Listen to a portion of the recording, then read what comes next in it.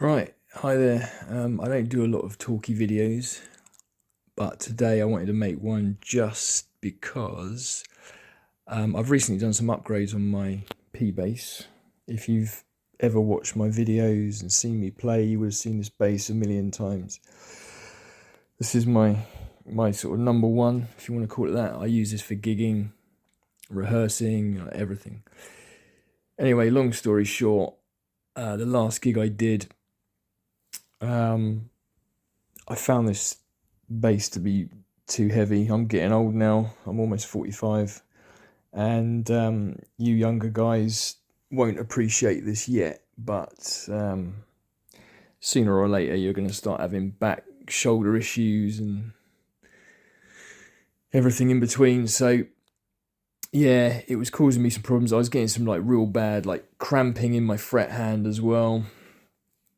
That didn't really have anything to do with the weight, but it wasn't helping because my shoulder was absolutely killing me. But I sorted the action out. I got it down quite low actually. I don't know if you can see how low it is on the 12th fret there. It's not bad. There you go. It's pretty good. I mean, could probably get it lower, but I think it's going to start buzzing if I do it any lower, but that's pretty good. So yeah, I got that low. This has got flats on it, by the way. But what I really need to do was get the weight off. So I think the starting weight for this bass, I don't know exactly what it was, but it must have been, it must have been high-ish eights, so 8 point something, 8.7, 8.8 maybe. I don't know. But anyway, my goal was to get it under 8. So I've managed to get it down. I'll put a little clip in just to just to prove I'm not bullshitting. But no, I've got it down to 7.8 pounds, which is pretty incredible for a P bass. That's amazing. My only stipulations were that I didn't want to remove any material, so I didn't want to take away any wood. I didn't want to do anything that was going to affect the tone. So you know, I can't take away any wood.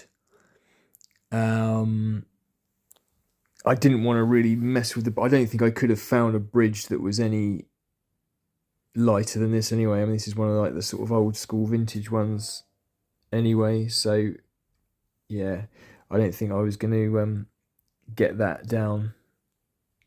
Get a lighter one. So yeah. Oh, the other thing, we might as well start here actually. So what I've done is, as you can see, I've taken off the tone and volume knobs. Two reasons. Number one, the knobs weigh a ton, and that was an easy way of getting some of the weight off.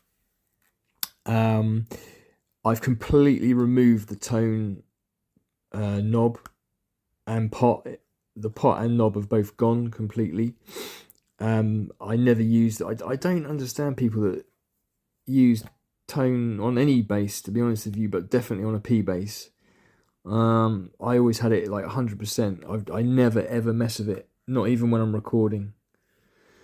So that was gone. And seeing as this is a predominantly live bass anyway, like I definitely would never mess with the tone on a live in a live setting. Like, no way.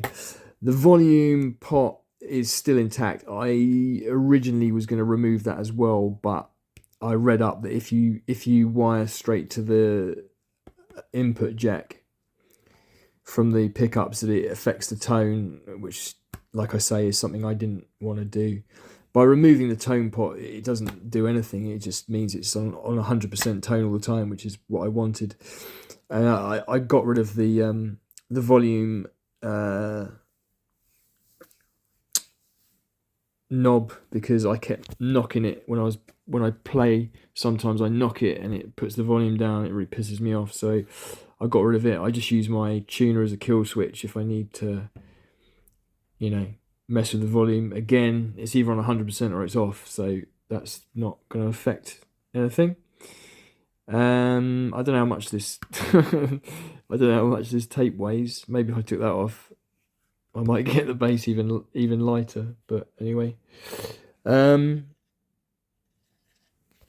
yeah, so that was that. I think that's all I did underneath the scratch plate there. I didn't do any other changes. I've changed the strap buttons for aluminium strap buttons. These are, I believe, these are Goto. They're ones that they make for Les Pauls, I think. Anyway, they're aluminium. They're super, super, super lightweight. So they're great. That made a big difference. But the majority of the things I did were on the headstock. So this is a Hipshot string retainer, I think they call it, which is super lightweight. That was way lighter than the original one. You can see the hole there. The original circle ones that they have on the older sort of vintage style bases. Well, they probably have them on the new ones as well. But anyway, they weigh a ton. So that gone. This one's great. Does the same thing, but far lighter. I've got Goto Resolite tuners. I installed those myself, so they're not not great. This one's a bit crooked, but they work great. So this is a beat up bass anyway. I'm not really going for aesthetic, perfection. I just need it to be playable, and I need it to be practical in the sense that I've got to lug this thing around between gigs. I've got to gig it for, if you're on stage for a couple of hours, 3 hours, you're going to start to feel it after a while. This is like light as a feather now. It's amazing. And like I say, it hasn't compromised the tone at all. It still sounds great. Check out my videos if you want to hear how it sounds. I've done plenty of covers, and I play this one a lot now. So yeah. Anyway, just a short video about that. I mean, a lot of this stuff is obvious. If you want to get the weight down, the most obvious things are the tuners, string tree, string retainer. They're probably the most obvious things to change, because a lot of people don't like the neck dive, which was a problem on this as well, which this has corrected it completely. Less people might think about this stuff here. I mean, taking the knobs off is not ideal, I guess, but if you don't need them like I don't, it's a pretty easy way of losing some of the weight. As I said, the tone pot, I don't know why anyone would want that anyway. I think if ever I got another P bass, I would just take that off anyway. It's just a waste of time as far as I'm concerned. But yeah, you can do that. And then the strap buttons, again, fairly obvious, but I don't know, maybe a lot of people wouldn't think to do that. And that's it. So yeah, if you're thinking about reducing the weight on your bass, or specifically a P bass, then you might want to think of a few of these things. All right. That's it from me. Okay, so let's get the final weigh in for the bass after all the upgrades. Put that on there. 7.8, which is brilliant. I want it under 8, and we've got there. That's awesome.